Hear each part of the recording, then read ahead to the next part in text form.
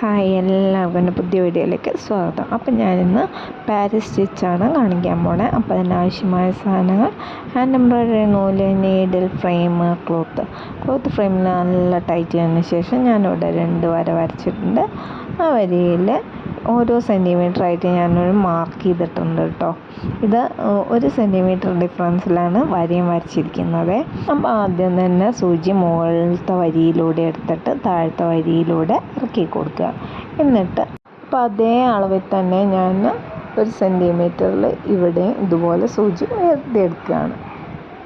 എന്നിട്ട് നേരത്തെ സ്റ്റിച്ച് ഇറക്കി കൊടുത്തിരിക്കുന്ന അതേ പോയിൻറ്റിലൂടെ താഴത്തേക്ക് സൂചി ഇറക്കി കൊടുക്കുക.